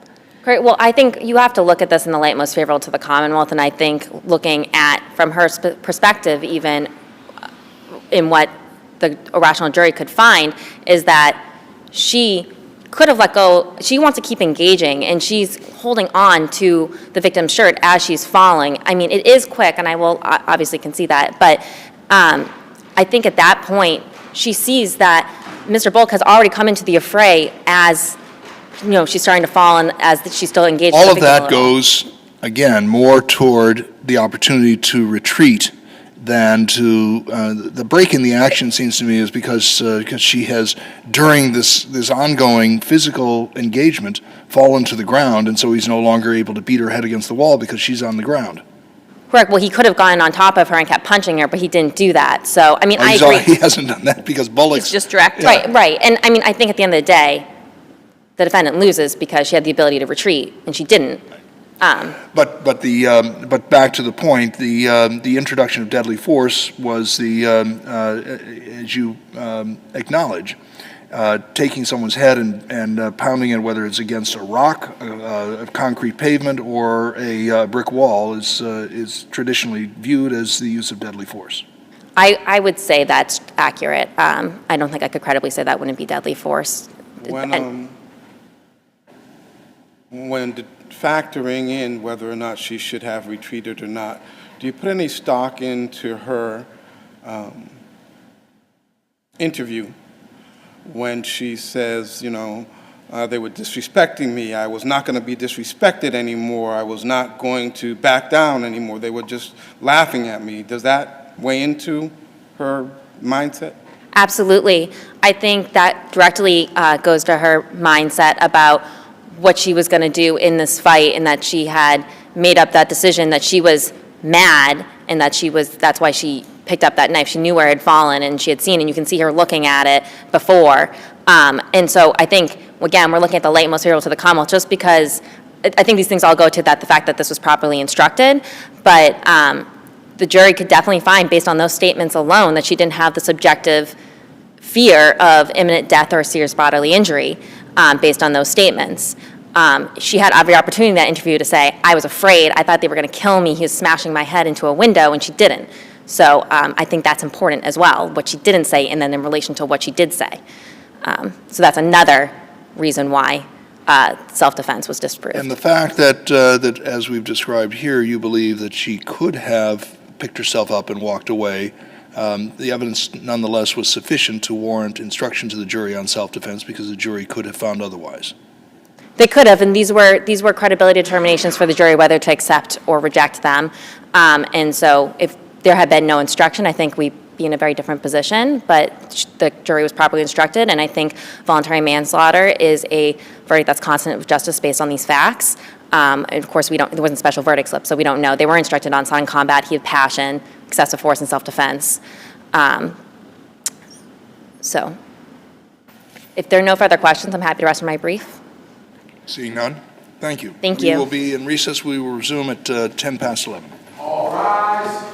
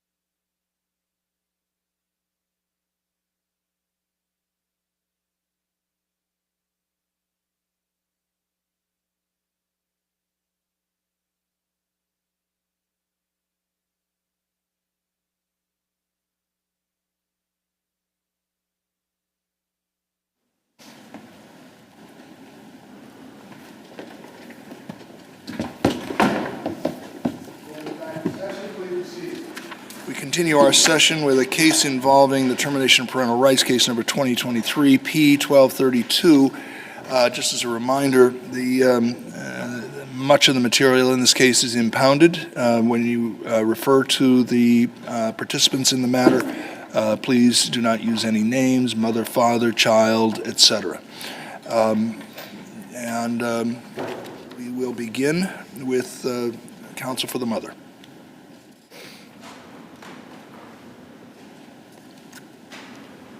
Just a moment. The mother's time is not divided. We have 15 minutes on the clock. Thank you. Okay.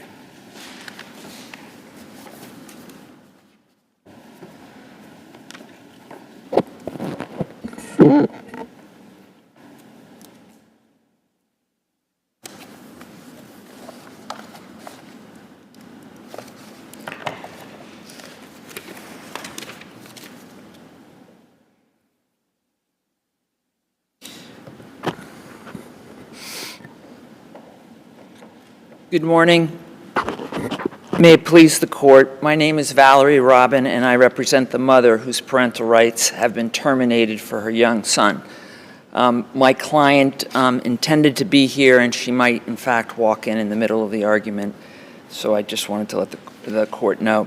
At the time of trial, mother was pragmatic about her readiness to parent, but she questioned whether DCF would meet its burden at the onset and asked that her rights not be terminated to allow her to do more work. And if DCF met her burden, she wanted two things: visits with her little boy, and that her little boy have visits with his siblings, his two sisters.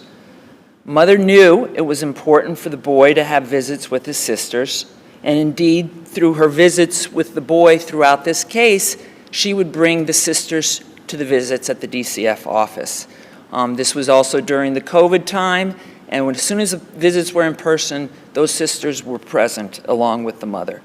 The fact is, the mother formally requested that any post-termination and post-adoption visits with her son include her sisters, and the juvenile court denied this request. And in Declined to order. Excuse me? I said declined to order that they take place in that manner. It did not prohibit visits with the siblings, right? The order that was denied and citing the notice of decision specifically is silent as to the siblings Right. visit. It did not prohibit it. It simply did not award the specific requirement that she had requested. It did not prohibit, but Chapter 119.26b specifically provides what the court is, what I would suggest, what the court is to do. The court clearly has the authority to provide that order, but before we get to that, I guess I'm curious to hear what you have to say about the question of the mother's. I'm sorry. I'm curious to hear what you have to say about the mother's cognizable legal interest in claiming error as to that request. What is her standing? What is my standing as? Oh, the mother, yeah, well, not your standing, the mother's standing. The interest that we are seeking to protect here is the interest of the child, correct? What is the mother's stake in whether the child has post-termination visitation with the siblings? Well, I think that the mother's stake is on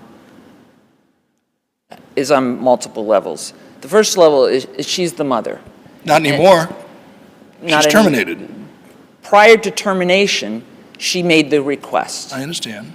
And if prior to termination she doesn't have standing to insist, then I don't know what Chapter 119.26b is all about. But to suggest that now that she's been terminated, that she no longer has standing to assert that issue that she raised before her rights were terminated? I think our cases treat that differently as it relates to her own opportunity to continue to press a claim for post-termination visitation even after she's adjudicated unfit, as compared to the interest on behalf of the child to visit with the siblings. So I certainly don't disagree with what the court is saying, that in terms of post-termination and post-adoption visit, there's very precise case law in terms of how that's supposed to be analyzed and looked at. And the child, in terms has of error. pointed out that the child can go back into court and request visitation with the siblings. It seems to me that the child's interest in pursuing what they believe is the best interest is crystal clear. But the mother's stake in advocating for a particular form of visitation by the child with others, and I realize that I sound a little bit like I'm going back to my zoning roots when talking about standing in this regard, but it rests on principles that course through all of our jurisprudence, that we look to have a party with an actual stake in the controversy. I don't disagree, but I guess I would go back to the beginning part.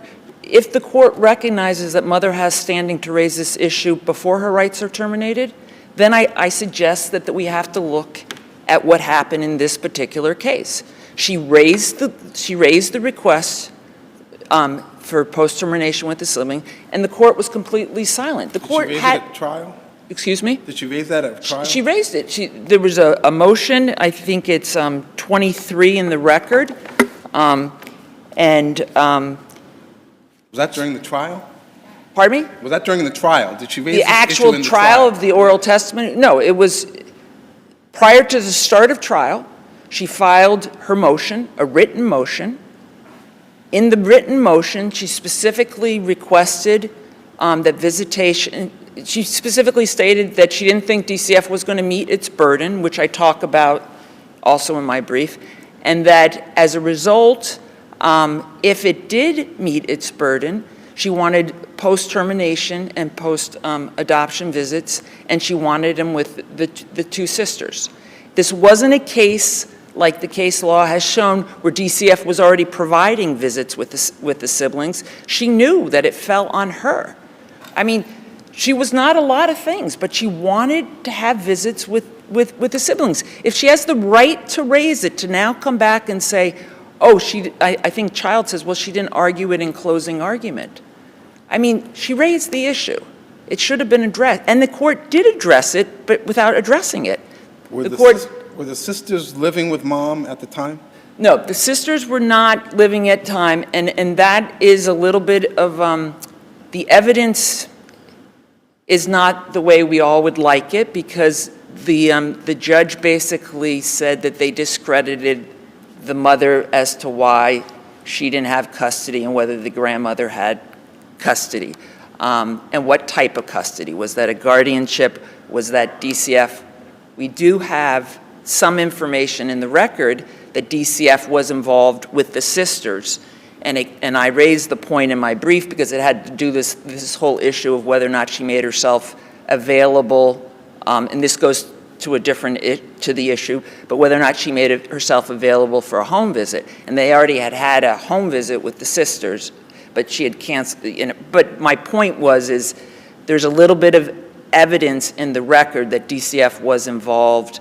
So, however, it's not as clear, for example, like as in the recent case that you had in the Flavia case where the guardianship was apparent. But the same principles in that case, I would say, is once it's raised, I think the obligation is on the juvenile court. The juvenile court could have found that it wasn't reasonable, it wasn't practical, and it wasn't in the best interest of the children. They could have, and denied it. But by not addressing it and then going back and relying on the notice of the decision I think it goes contrary to what Chapter 119, 26B stands for. I mean, both the child and the statute is very precise. It says child or sibling. It's not child and sibling, because I know that my sister makes the point that these kids weren't separated because of state intervention. I disagree, and I think Jameson says, we're not going to list all the different ways, but the fact of the matter is you had a child who was separated from his sisters as a result of state intervention. But, so I think that the court, it was raised, Perhaps sitting here today, we all wish that counsel might have said it 15 different times, but that didn't happen. But she certainly put it in a written motion and certainly was there. And I think when the judge denied that motion, that also at the time that it issued its decision, it was all part of the trial. I mean, so to say, was it raised at trial? I think it was raised at trial because this was the pretrial motion. I mean, we certainly wouldn't say she didn't raise her issue of post-adoption because she didn't raise it at trial. I mean, there's a motion, and the motion was denied. So turning to the evidence at trial of the boy's relationship with his sisters, there's obviously evidence that was reflected in the findings that, as you said, the mother brought the sisters to the visits and that it seemed that the boy did have an attachment to the younger of his sisters who was sort of roughly age contemporary. I didn't see evidence, but I'd love to know if I'm missing it, about any similar attachment or the relationship between the boy and his older sister. And then, so that's question one. This is compound, but nobody's going to make my question be struck because of that. And then the second part of my question is, to the extent that the mother was advocating for the judge to order, as opposed to just permit, post-termination sibling visitation, to what extent is any failure in the record attributable to the mother's failure to put in additional evidence that would support that effort on her part? So I'll start with the first part of the question, which has to do with the older sister. Both sisters attended the visits. One sister, I think, spent more time with the friend who was brought to the visit, but that's how the evidence came in. The finding 214 by the judge was a positive relationship with the sisters. So I think as much as the court at least recognized, and that's why I believe the court had an obligation to say why it wasn't in why it wasn't reasonable and practical and in the sisters' best interest.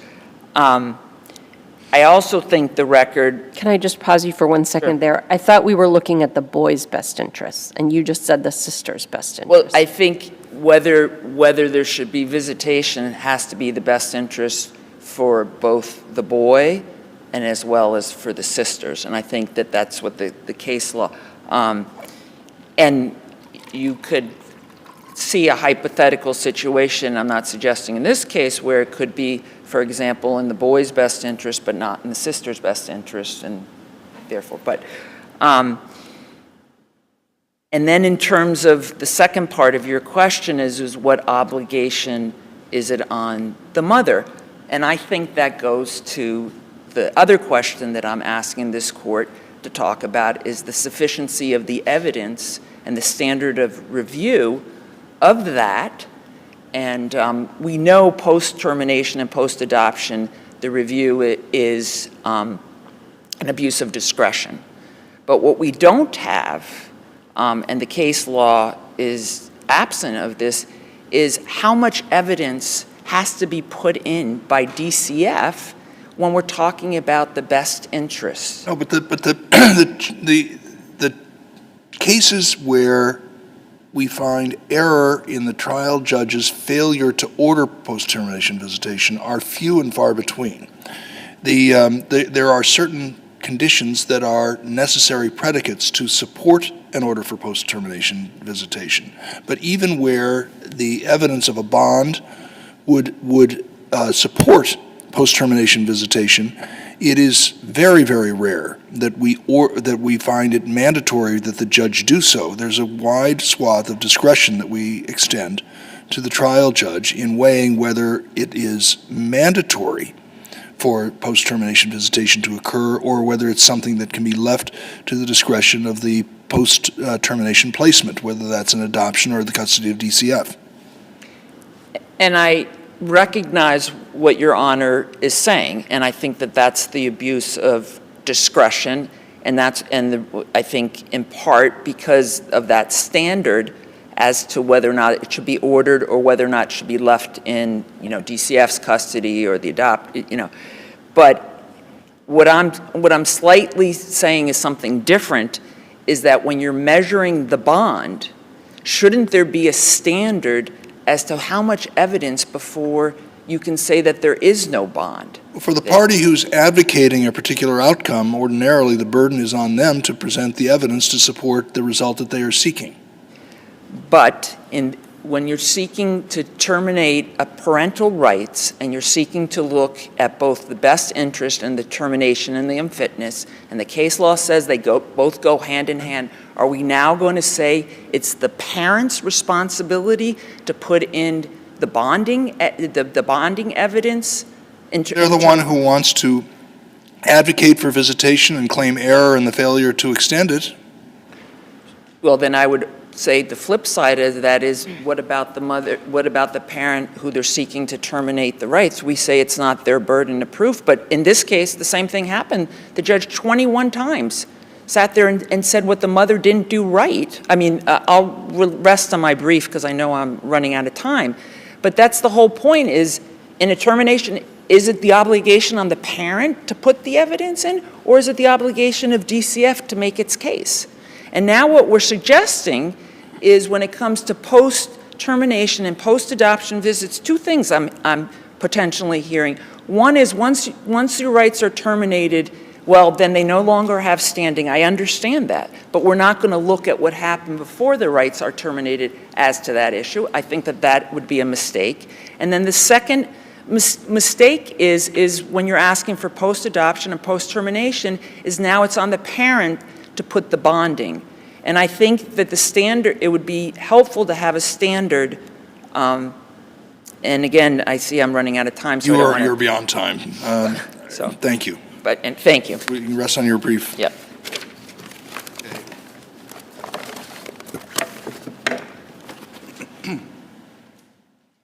And the child will be arguing first? Or no, is it the Department of the Child who's arguing first? Department. Okay. Good morning, Julie Gallup on behalf of the Department of Children and Families. The department is asking for this court to affirm the lower court's decision terminating mother's parental rights and approving the department's plan for adoption because there was no error, and the judge did not abuse, the court did not abuse its discretion in declining to enter orders for post-adoption, post-termination visits between mother and child. And Why not? Why not? What is the evidence either supporting a bonding with the sisters or the lack of support of a bonding with the sisters? what is the evidence with regard to the siblings and the child's relationship? There was not much evidence. There were few findings about some visits where the sisters attended and interacted with the child, one more than the other, and that was the extent of it. Pardon? Was there anything beyond that? I apologize for talking over you. Not that I can recall. The child never lived with these siblings. Like, the siblings were always living with other people when the child was born. The child lived with mother for 8 months and then lived with father after that. So the child never lived with these siblings, so didn't really have much of a relationship with them, except for the times when the child was living with mom, and presumably mom was also then having visits with these children. But there is a finding by the judge that the boy had a positive relationship with his sisters. Yes, the judge does speak about a positive relationship, but that does not address much with regard to bond. And for a sibling visitation order to enter, the judge needs to have information about each child, not just the child named in the petition, but the siblings as well, because entering such orders requires a consideration of what is in each child, each person's best interest in those circumstances. And in the absence of more, just noting that there is a positive relationship, there's insufficient evidence in the record for the judge to enter this type of order. What about the argument, the procedural argument that is made by the mother that when the court denied the motion for ordered visitation, the judge cited to something that says absolutely nothing about the ordered visitation. I mean, I went back and read the notice of decision. I didn't see anything in there about any relationship between the kids or whether or not there should be visitation. Isn't that procedural misstep something that we need to consider? So from the docket, mother filed this motion several months or some period of time before the actual trial began.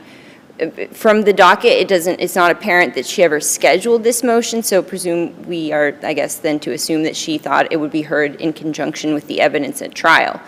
Now, mother filed this motion but never, reminded the court, I filed this motion, I'm asking for these orders. So while she has, put it into the record, it was her obligation to mark it up, have it be heard, have the court hear her on that motion. And from the record, it's not apparent that occurred. But the judge nonetheless appears to have ruled on it, citing to a document that says nothing about it. Why is that okay?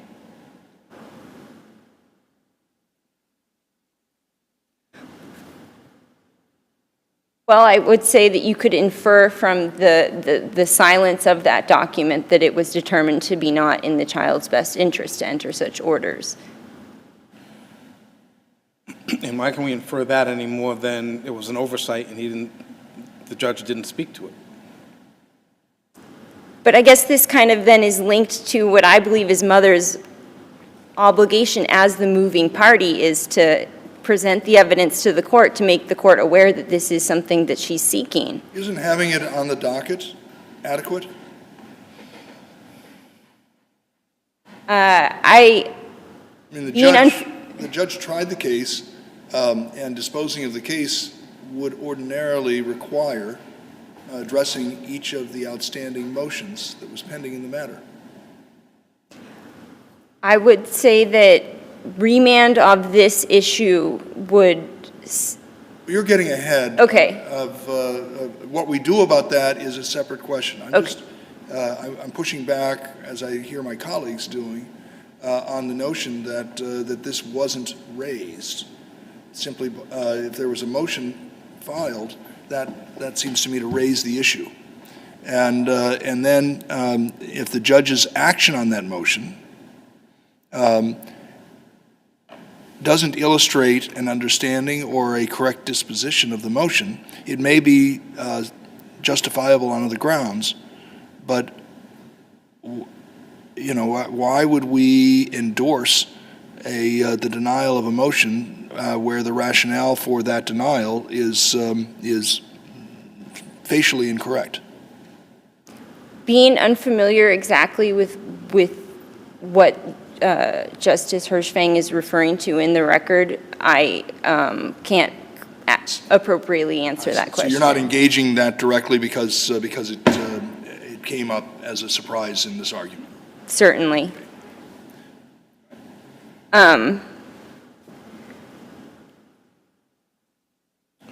So to move away from that for a second, Mom said that she wasn't prepared to parent the young boy at the time of trial, that, my words not hers, maybe 6 months or so she would be prepared.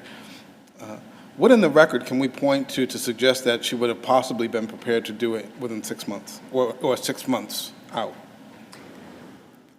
The information in the record that would support Mother's argument that 6 months would be sufficient could potentially be that she was, at the time of trial, participating in one program. But if we look at her history in participating in programs, is there a program that she began and completed?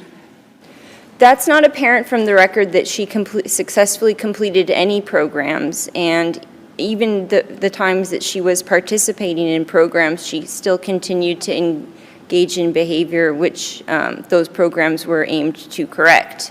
So, you know, the fact a parent is only temporarily unfit when there's been evidence that they are moving in the right direction and that they're correcting some of their parental deficits, and that there's maybe been some period of time where they've been sustaining that behavior. But in this situation, we didn't have any periods of time where mother long-term sustained you know, an ability to, you know, to cease violent attacks with her family members or using substances.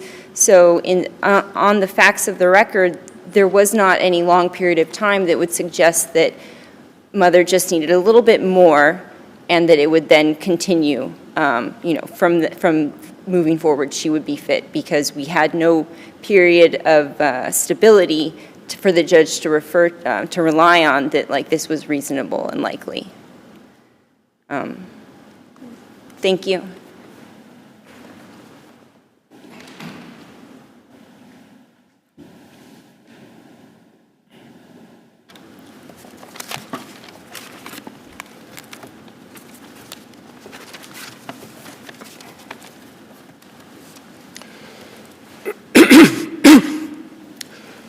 Good morning, Your Honors. May it please the Court, Peter Heffernan on behalf of the child.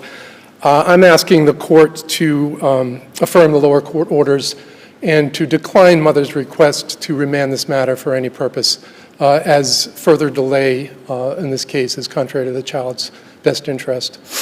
With respect to the discussion regarding sibling visitation, Justice Green, you're correct. The child retains standing, and I would argue that the siblings also retain standing to petition the trial court for sibling visitation at this time.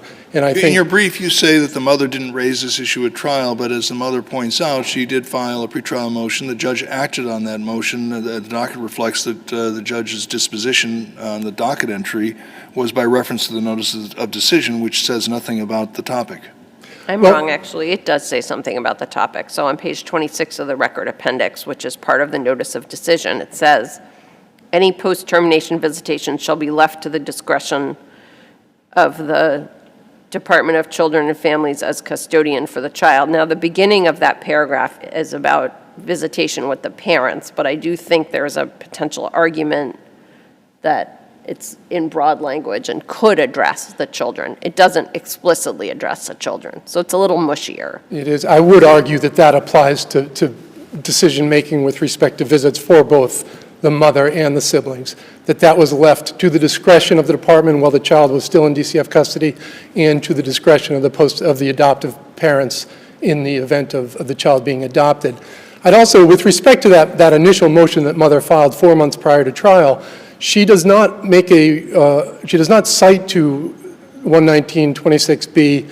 She argues or asks for the court to order that part of her visitation allow her to bring the children to those visitations. She did not make a request in that motion, independent of her visits with the child, for sibling visitation.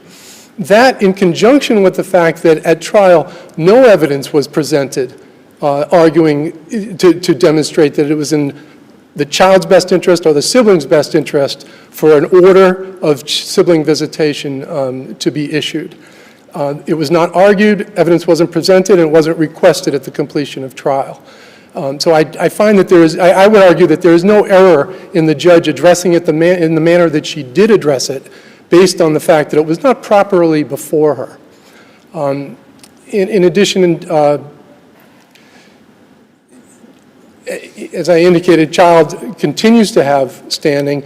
At trial, child did not request sibling visitation, and were that to change, I certainly would pursue that if that was his position.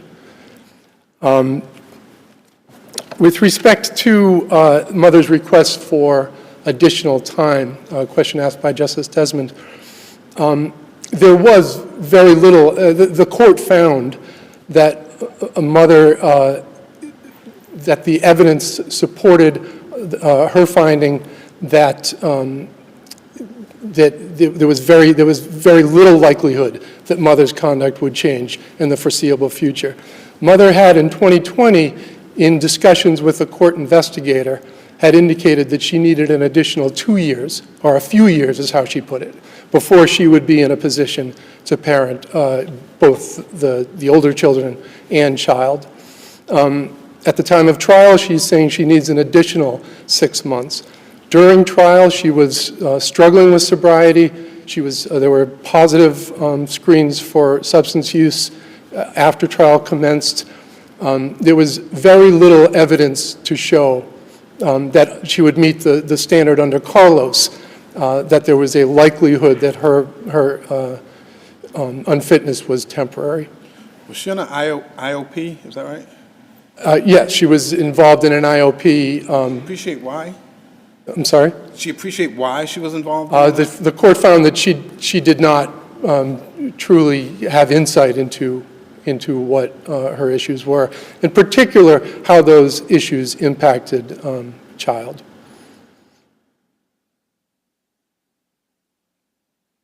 Your Honor, I would ask that this child spent his first 5 years of life in unstable and conflict-ridden circumstances. From the time of 5 until the present, he's been a foster child. And I would ask this court, on his behalf, I ask this court to end this matter so that he can reclaim some stability in his childhood. If there are no further questions. Seeing none, thank you. I rest on All my the case. cases Thank you. submitted. And we proceed to the final 2 cases on our list for hearing this morning. These are 2 paired cases involving the same appellant, harassment prevention orders involving different plaintiffs. Case number 2023 P727 and 2023 P750. The issues in both cases more than overlap. They are essentially identical. Why don't you proceed with your argument on the claim of error? Good morning, Your Honors. May it please the Court, Lipu Laliam Tavisa on behalf of the appellant defendant. That's correct, Your Honor. These cases are essentially identical. All parties used to be neighbors, my client, and then these 2 plaintiffs are partners. They cohabitated. I'm sorry, could you just pull the mic a little closer? Thank you. I can lean in too. Is Sorry, that okay? Judge Desmond. Yes, thank you. Just to frame why we're here on the denial of a motion to vacate the 258 order. That's correct, Your Honor. Right. So essentially there were 2 issues. And I'll start with in reverse order of my brief. So I wanted to first argue that there wasn't sufficient evidence to extend the order regardless of. But we're not here for that. I did brief that as well, but. No, I understand, but but there was no appeal from the extension. So what we're here on is the denial of the motion to vacate. Yes. The main issue with that, Your Honors, is that we had tried to ask for the defendant to be present at the hearing. He had always expressed interest. He had always been behaved for most of the requests of these harassment orders. He was behaved when he was held in the local jail. He was When was that request? When was the request made to have him in for the extension hearing? I had emailed the clerks, I believe it was the same week that we knew that the hearing was scheduled for, so back in June of 2022. He had recently been transferred to a prison, to the state prison, and so I emailed the clerks. He was never brought in. I had advised him, because I was not trying to get involved in his civil matters. You didn't represent him at that time, correct? I did not represent him on the harassment orders. That's correct, Your Honor. And so, but I represented him on the criminal matter that involved these same plaintiffs in Superior Court. And so I had notified the clerks that the defendant wanted to be present. He's at the state prison. Please send a habeas. He was not, but I had advised him to send in his own request to vacate because he wasn't brought in. Still, he wasn't brought in, and finally it got to the point where the time had dragged on long enough. I had asked permission to enter my appearance. Again, it is related because of the parties to our pending Superior Court criminal matter. So I entered my appearance, and then I filed the motion to vacate. My understanding is that it's the same, whether it's a motion to vacate or a motion to terminate, and my understanding is that we would then be fully heard there, since he was never present or given the opportunity to be heard on the issue. Why didn't he appeal when the order was entered? I don't think he didn't know that was an option. Again, I didn't represent him. I thought this was the avenue we should try first. Maybe it should have been a motion to reconsider. Again, Well, but the time frame for doing that is of course much shorter, and the order, the extension order, became final when it wasn't appealed. within 30 days, I would assume, just like, And so, and all grounds that could have been raised to challenge the issuance of the extension order itself were then foreclosed at that time. The motion to vacate, I'm trying to understand a procedural box to put that into. I suppose it falls under Rule 60B? And in that instance, we need to identify which of the 6 grounds under Rule 60B are available to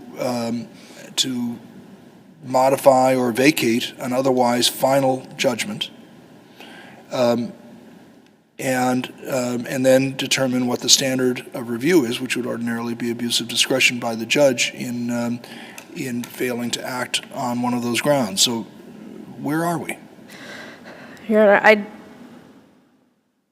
I'd rely again on the issue that he did attempt to give notice initially, that same week that the order was Which sent notice to. are we referring to, just so I'm clear? I'm sorry? Which notice are we referring to? Just This so was I'm- the email sent to the clerk's office back in June of 2022 About the extension or about the hearing date set for the extension. I apologize. Right. Okay, so I think we're past that.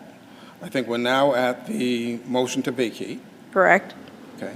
And that was late too, by the way, right? You had to go to the single justice to get that to be filed late? Well, he had tried again to file his own motions. The one that was actually docketed was September of 2022, I believe.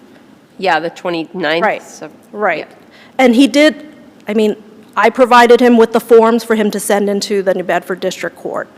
That was the one that was docketed, September of 2022, moving to vacate. That's when the clerk's response was that they didn't know where he was, except he put his address, which was at Susan. Hadn't he been relocated? Correct. So after June, he had been in the Bristol County jail system. We had a trial. He was then moved to Sousa Baranowski. So as of September, he was in Sousa Baranowski, and that address was on the motion. And again, he wasn't brought in. So I understand that it appears that a lot of time had passed, but it wasn't without any attempts to get in to be heard. I understand the court that maybe he should have appealed. He's been held the whole duration of this time from the first order, May of 2021. He would have been pro se. Maybe I should have stepped in sooner. I had 2 of his criminal matters in Superior Court. What's the status of those matters now? Are they still pending? He's been sentenced on both. And so I understand that the appeal has passed. I still think in the motion to vacate under due process, he should have been given the opportunity for cross-examination once I entered my appearance, and I was shut down immediately by the lower court judge. Well, it appeared from the record, at least as far as I could tell, that there wasn't a request for an evidentiary hearing on the motion to vacate. Maybe not explicitly, but I guess when I do represent clients in a restraining order or harassment order, and the parties all present, I've had the chance to, and so I had assumed that that would have been an evidentiary hearing, especially since none was never afforded to the defendant. I would have understood if one had already been afforded to him and he took advantage of it, whether he had counsel or It not. wasn't that it wasn't afforded to him, he didn't show up. I mean, he was incarcerated, Your Honor. I understand if he was on the street. Did it at the motion to vacate? He was, and I had moved for, when I filed up my motion, and I reiterated to the clerks again where he was, a HABE was issued. But it was the same form that, when he put in his motion, he also put in his address that he was incarcerated. I mean, it was in the body of the motion as to, I wasn't brought in, I was locked up. What type of a sentence is he serving now? He's serving 2 sentences. It's consecutive. If I can't remember the exact timing, but the first was a 3 to 3.5, and there's at least another 3.5 to 4 consecutive to that. So how does, as a practical matter, how does this extension order affect anything? He's going to be incarcerated through the duration of the extension. I think, in general matter, for anyone to have a harassment order or restraining order. Harassment order was in place. That, now we're looking at the order extending the duration of that harassment order. For 3 years. For 3 years. Yes. Which is, as you've just described it, that those 3 years will expire within the period of incarceration with those 2 consecutive terms. Potentially, but I don't think anyone appreciates having an order on their record, especially one they don't. Order is on his record. That's not where we're. You're not challenging the original order. You're challenging the extension, and the extension doesn't add anything to his record. It simply affects his opportunity to be free from the constraints imposed by that order at a time when he is constrained by his incarceration. Exactly, which also adds, I agree with Your Honor, that's true. It also, I think, bolsters his argument that there was no need to extend it and have that be on his record. Granted, he may be incarcerated still. It could impact what his plans are. In order for the plaintiffs to seek a further extension that might extend to a period of time after his release from incarceration, this extension was necessary. The mere fact of incarceration does not preclude extending an order for any number of different reasons. And I guess I'm asking not so much about the, I'm not suggesting that his request, his challenge to the extension is somehow rendered moot by his incarceration. I'm really focusing more on why are we here? Yes, and I guess the main argument for the court now, since the issue with sufficiency is not one the court is interested in, is again back to that opportunity to be heard. And based on that, at the very least, affording him that opportunity to get back before the lower court to have his case heard about why it shouldn't have been. While you were addressing other questions, I opened up Rule 60B just to remind myself of what the 6 criteria are that are available for relief from judgment. Mistaken, inadvertent, surprise, excusable neglect, that's not what we're talking about. Newly discovered evidence, that's not what we're talking about. Fraud, void judgment, judgment satisfied, released, or discharged.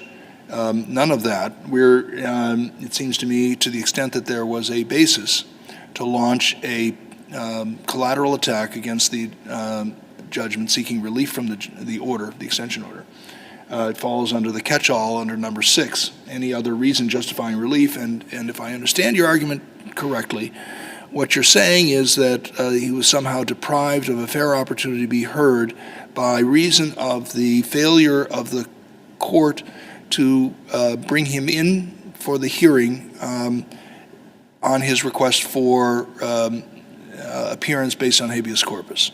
That's correct. That's one basis, and then the second would be once we were before the court, I was not allowed to cross-examine, and I was allowed. That one I think runs into difficulty as Judge Desmond described. The court would need to have advance notice of the fact that it was going to be an evidentiary hearing in order for it to be prepared to conduct an evidentiary hearing when you appeared.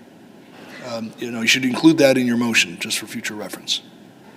I can appreciate that. The court had some conversation with you at that time, right, about the fairness or the equities of making the victims have to, I'm going to call them victims, have to testify and be subject to cross-examination 2 years after the order had already been entered.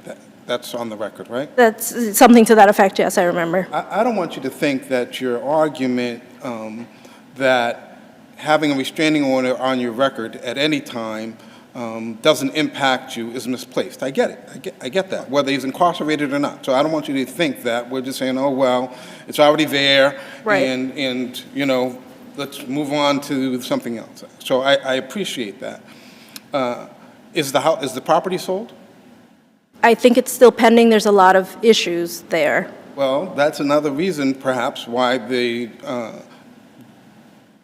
denial of the motion to vacate was entered, because it didn't seem clear to me on the record that it was a given that he was not going back to that property. It was highly unlikely, but at the same time, they had these pending cases for which he's now serving 3.5 and 3.5 from and after with these same parties.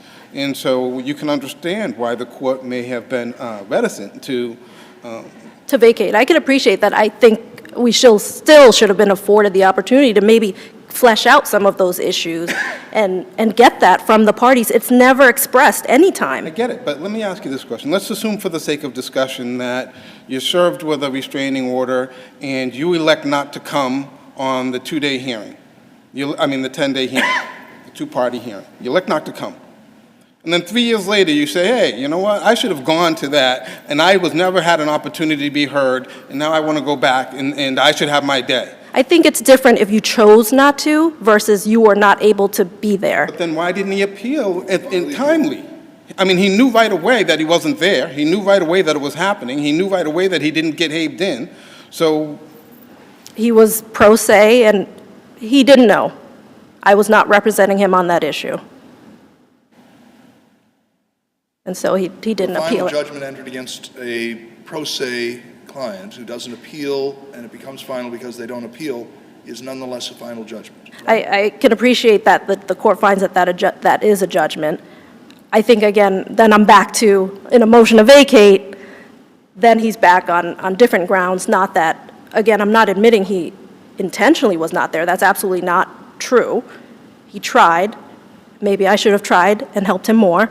well, you weren't representing him. I was so- not representing him. He also had a land court matter pending, and then, 2 Superior Court matters, several harassment orders. And so he didn't appeal it, but I thought coming in to help, doing the motion to vacate was the best avenue in getting it back in front of that court. I understand. Instead of filing an And appeal. the motion to vacate also was not only that there were pending matters, but I believe on his record, he had some other restraining orders on his record, and he had a violation of a restraining order on his record. He did have one against his father, there's 3 properties on the land, and they were, And this is all about a laneway?